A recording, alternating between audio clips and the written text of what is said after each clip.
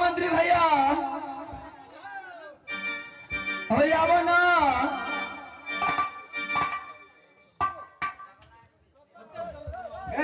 भिक्षाने कया कियाची हे तू ओने डरा भा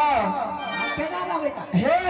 हिरिया जिरिया मोहनी तोरा बना पड़ता भाई हमरा अब के हेत से करो ए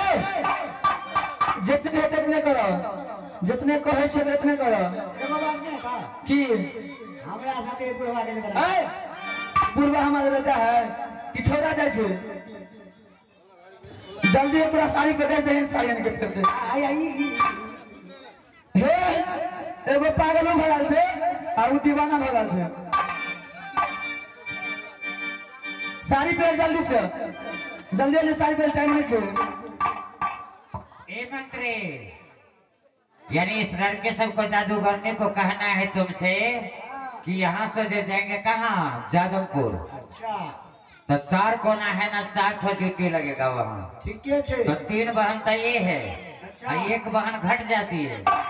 इसीलिए 1 बहन तुमको बनना होगा हमरा पहरा देने के लिए जादवपुर में। जगह एगो बात कह दीजिए बोलो। पहले ला तो पहले लगे मूली झापा अच्छा तू पहले पहनना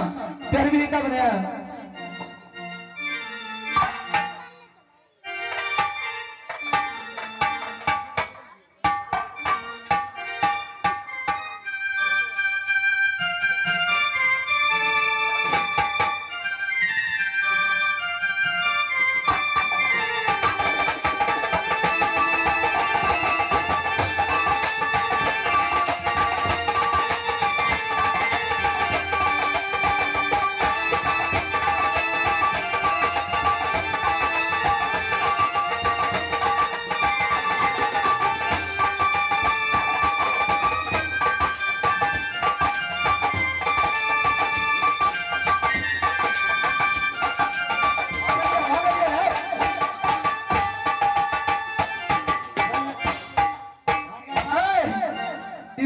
लोग कनी आता छी बहिन के चौदाव के ना पहिरबे गे अनेक साड़ी पहरे छै केना पहिरबे साड़ी बड़ नीक छै आई ब्लाउज जे पूरा देखा जो से भोर पुरवा के ब्लाउज भोर बाजू वाला ठंडी एले ना ठंडी आइ काल्हि एतऽ से पहिरै छै गे ए देखिए हम केना लहंगा पहने छियै तना का तोरा लूर में हम पहना दे छियै पकड़ के माइक पकड़ जो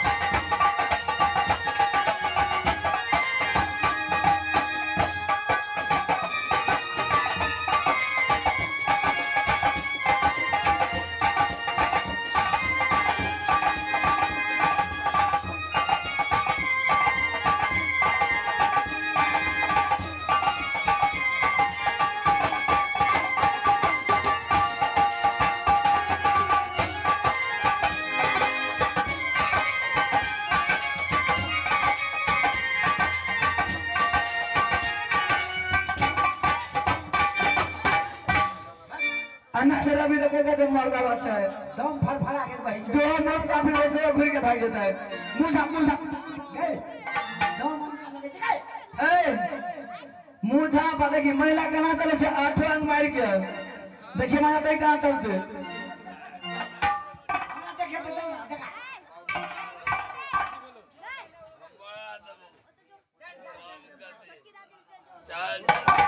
अन्ना जब मुंह उघार लेबी आई जादमपुर में जब पहरा बजबी आ कोई देखते तो कोई कहते मर्दा बा छै कोई चीज कहते मोर छै मर्दा बा छै तेरे मुंह झाँक के आ देखी केना चलते 8 अंग मार के हमारे तरी देखी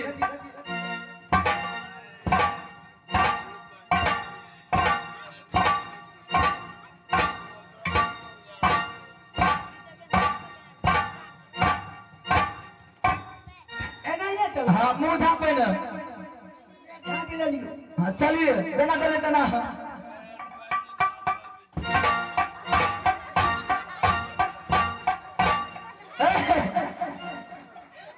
ओ नहीं तो हम कर लिया है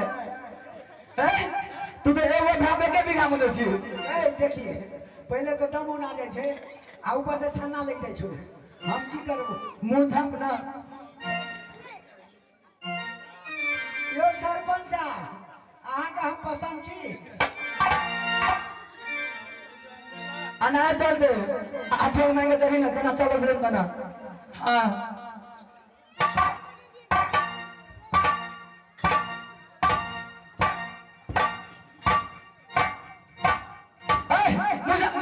मुझा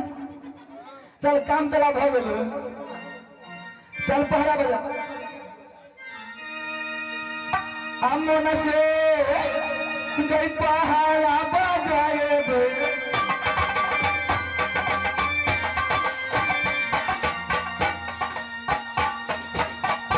जादमपुरा ना करब गई हमें ना जादमपुरा ना करब यहाँ